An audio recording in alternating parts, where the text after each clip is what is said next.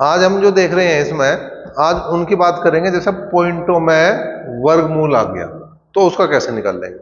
पॉइंटों में वर्गमूल की बात करें, जैसे यो आया 0.0625, तो पहली बात, दशमलव के बाद अगर अंकों की संख्या सम है, गिनती में सम है, जैसे यहां पे 1 2 3 4, ठीक है, 2 हो 4 हो 6 हो 8 हो 10 हो 12 हो, गिनती में अगर सम है तो तुम्हें कोई टेंशन नहीं है, तुम्हारा काम डायरेक्ट बनने जा रहा है।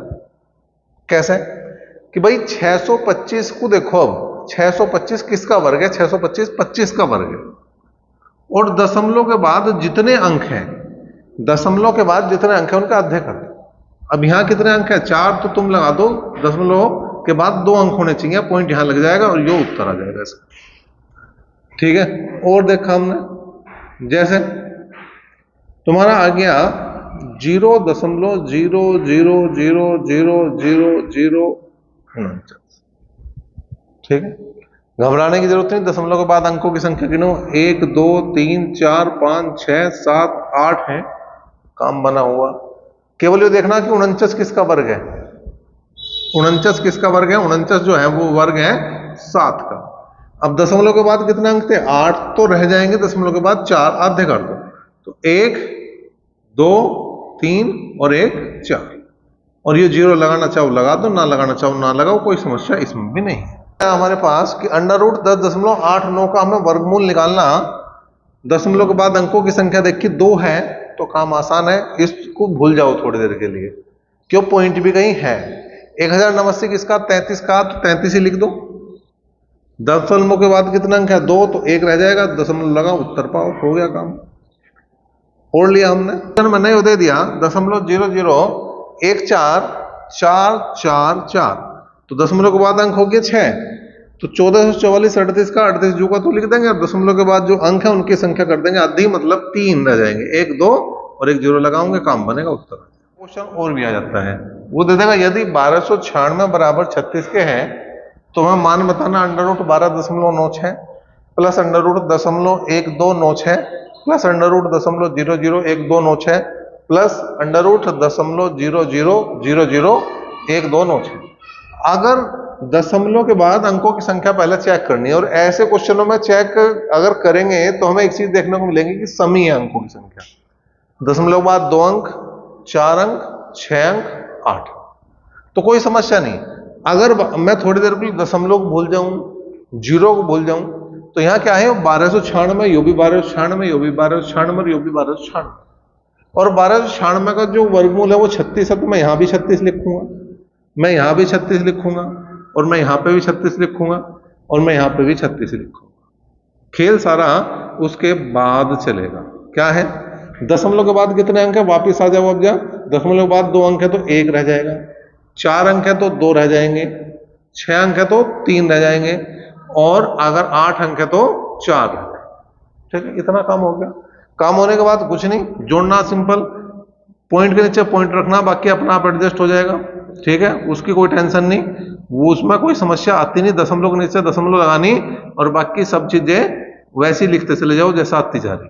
जोड़ दो, 6 9 9 9 और ये 3, तो ये देखो भाई, अगर क्वेश्चन आ गया √841 बराबर 29 के, हमें पता है कि 841 जो 29 का वर्ग है, तो यहां पे अगर देखें दशमलव के बाद अंकों की संख्या समय या 2 है या 4 है या 6 है या 8 है, ठीक है।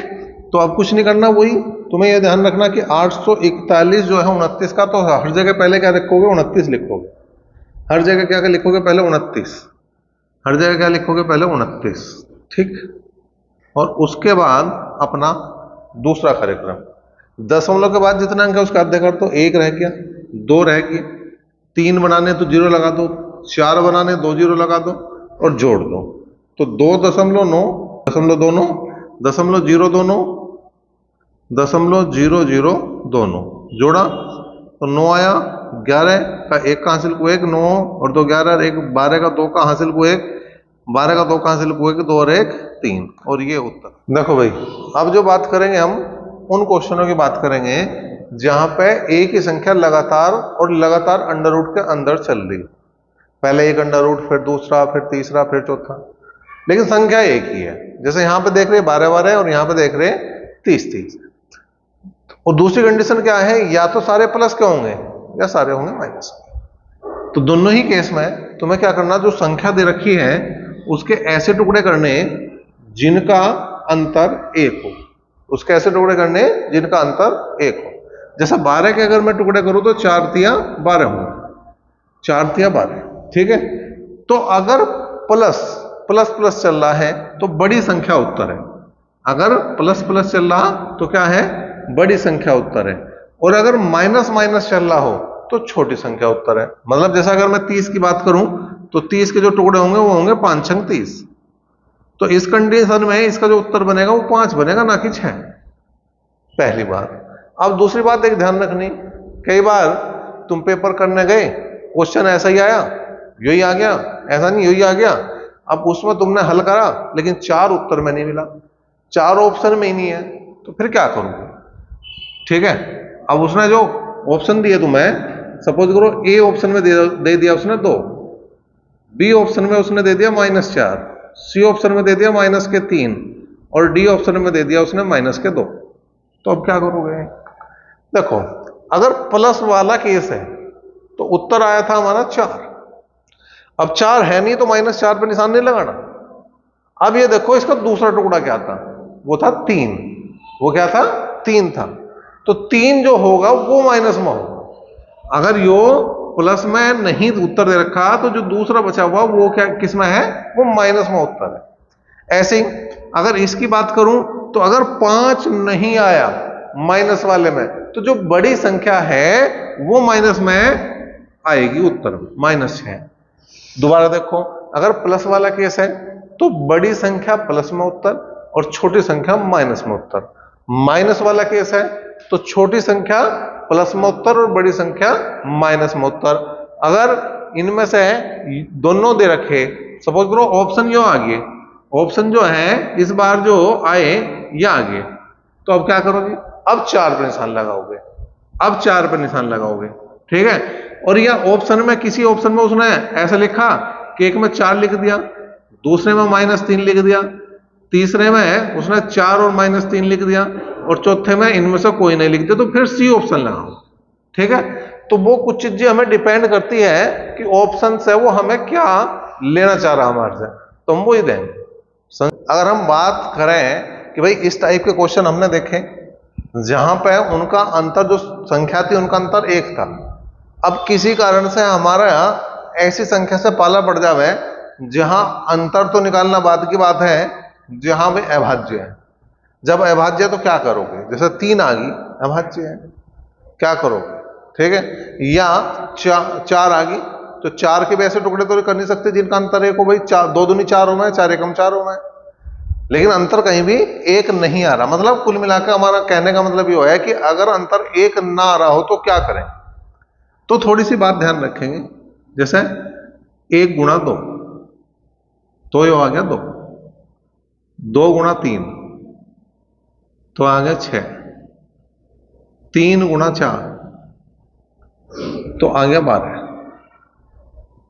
4 गुणा 5 20, 5 गुणा 6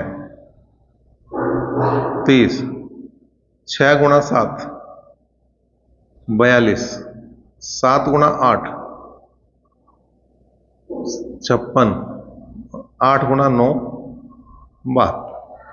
यहीं तक की काफी है, यहीं तक सफिशिएंट है। अब क्या देखना तुम्हें, अगर प्लस आ रहा तो इससे जस्ट बड़ी संख्या ऐसी देखो जिसका अंतर 1 है। 3 से बड़ी संख्या क्या है, 6 है। 3 से बड़ी वही संख्या केवल 6 है जिसका अंतर 1 है, और 6 के टुकड़े क्या हो गए, 2 और 3, ठीक है। सपोज करो इसे मैंने क्या मान लिया, कुछ भी एक नाम दे दिया, इसे मैंने कह दिया यो x वैल्यू है, तो इसका उत्तर क्या बनेगा, इसका उत्तर बनेगा, देखो 6 के टुकड़े बने 2 और 3, तो 2 और 3 लिखो, बीच में x लिख दो और ये निशान लगा दो। इसका मतलब क्या है कि जो इसकी वैल्यू आओगी वो 2 से तो आओगी बड़ी और 3 से आओगी छोटी, ठीक है। उत्तर हो गया हमारा।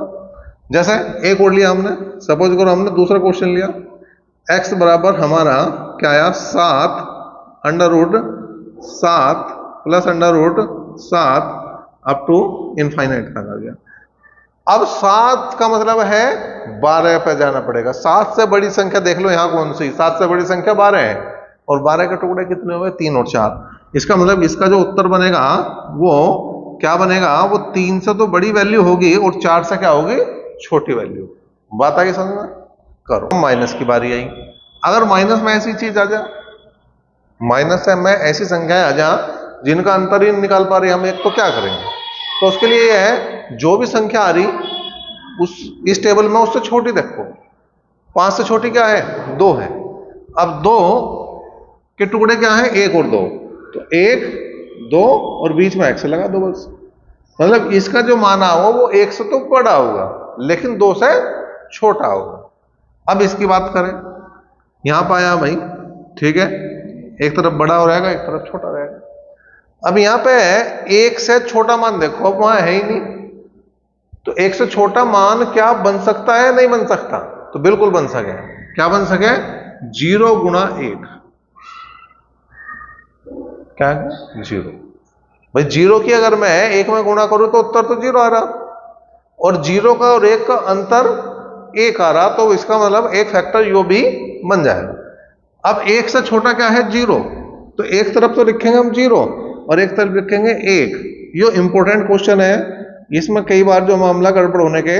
देखो भाई, अभी हमने देखी बात किसकी, प्लस की देख ली, माइनस की देख ली, ऐसी संख्याओं की देख ली जिनका अंतर 1 था, जिनकी जो अगर मैं उनके फैक्टर कर रहा था तो उनके फैक्टर का अंतर जो है कितना था, 1 आ रहा था। और ऐसी कब देख लिया जिनका अंतर 1 नहीं आ रहा था। अब बात उनकी कि प्लस और माइनस तो साफ ही हो गया, संख्या कुछ भी आ रही हो।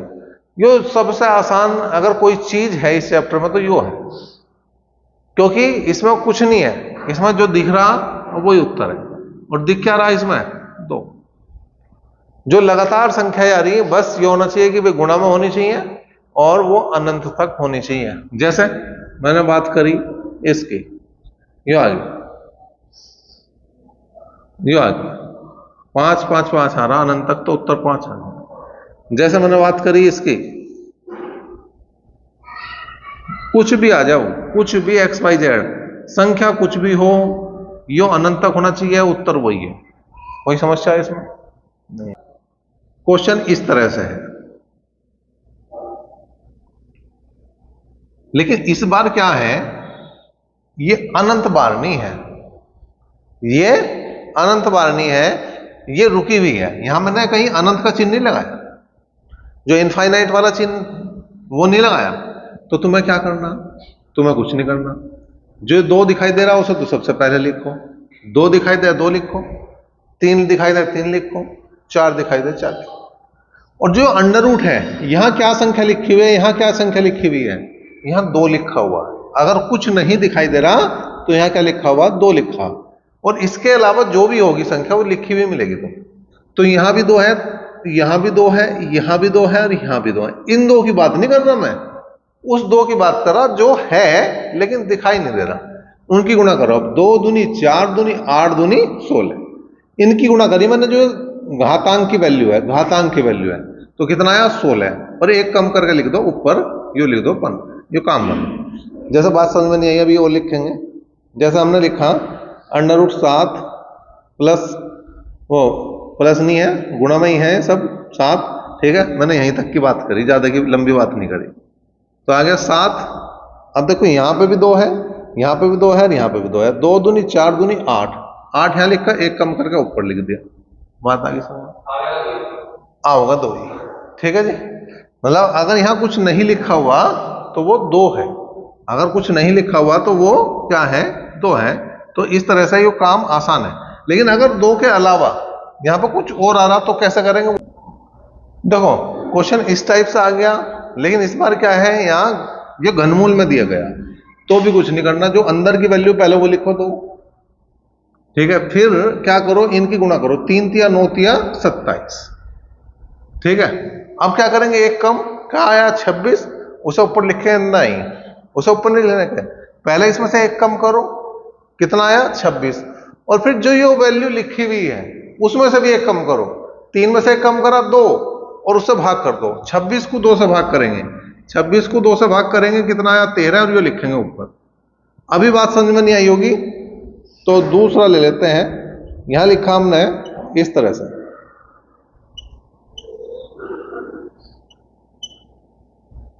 ठीक है नहीं। अब देखो अंदर क्या आ रहा 6 आ रहा, तो पहले 6 लिखेंगे। यहां क्या आ रहा 4, 4 चौक 16 चौका 64। अब इसमें से एक कम करूंगा 64 में से, कितना आया 63। और क्या करना, जो यहां संख्या लिखी हुई है करनी के ऊपर जो संख्या लिखी उसमें से एक कम करो। 4 में से एक कम करा 3 और 3 से भाग करा कितना आया 21, 21 को लिखना ऊपर। बात आई समझ में? अब कुछ चीजें क्लियर हुई, करो पहले से। देखो क्या आ रहा, ये इस बार 5 मूल के अंदर 3 चल रहा, लेकिन अनंत तक नहीं होना चाहिए। बात वही है, अनंत तक नहीं होना चाहिए। तो क्या करेंगे, पहले लिखेंगे 3, ठीक। अब यहां रहा 5, 5 पंजे 25, पंजे 125, पंजे 625।